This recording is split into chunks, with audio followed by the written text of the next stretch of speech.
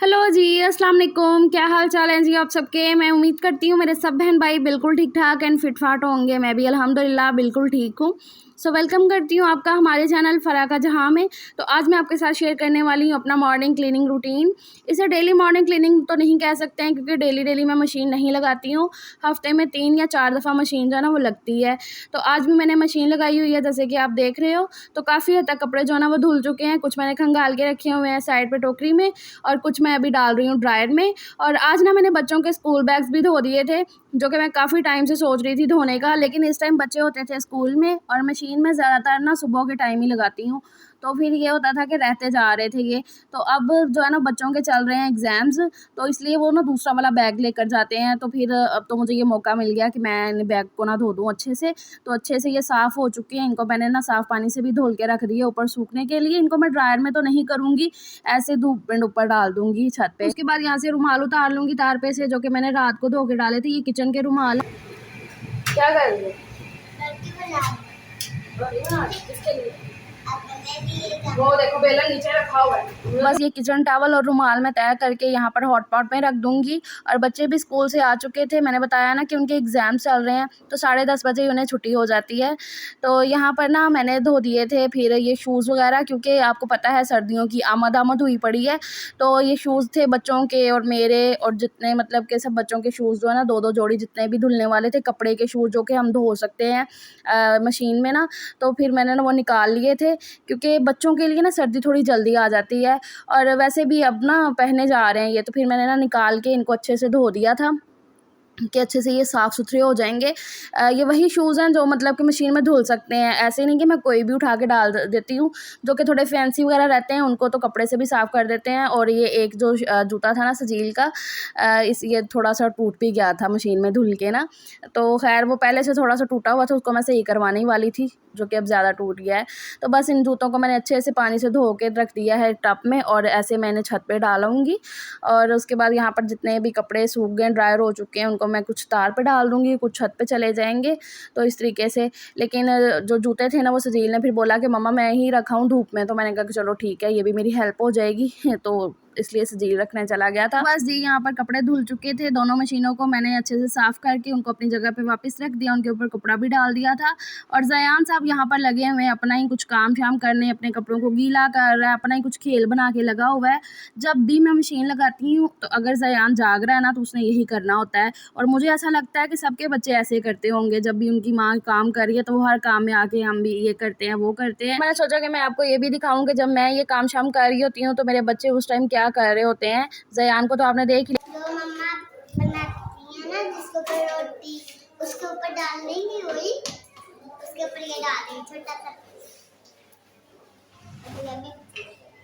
इन्हें प्यार लेते नहीं यार नहीं ऐसे बना के मम्मी यहाँ काट के चल ऐसे आ रही है देख काट रहे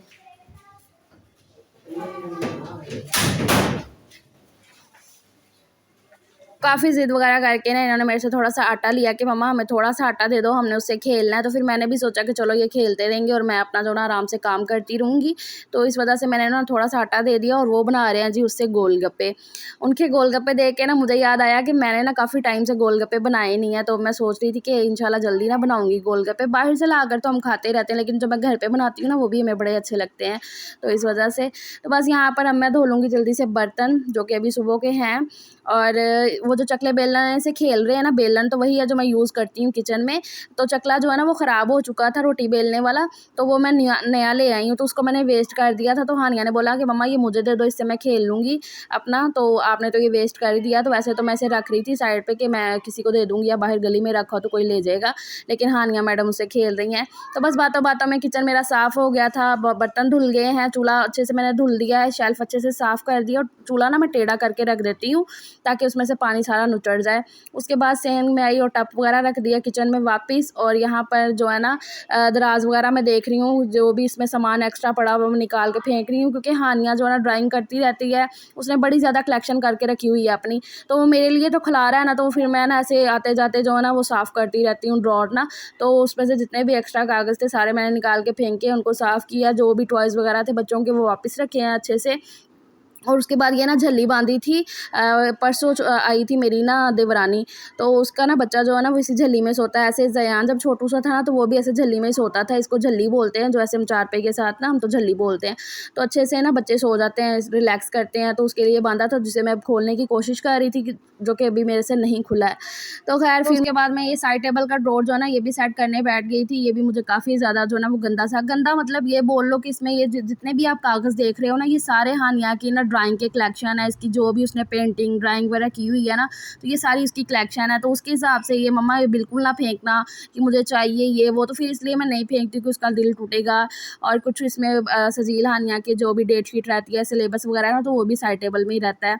तो इसमें ना ये जो शॉपर में मैंने की है ना, ये सारी स्लीम की दवाइयाँ हैं। तो इनको ना मैंने वैसे तो डब्बे में रखा हुआ था, इनके जो बॉक्सेस होते हैं ना डब्बे वगैरह, तो उसी में ना मैंने रखी हुई थी मेडिसिन, मतलब कि न्यू ला के उसमें रखी थी मेडिसिन, न्यू डब्बा ला के।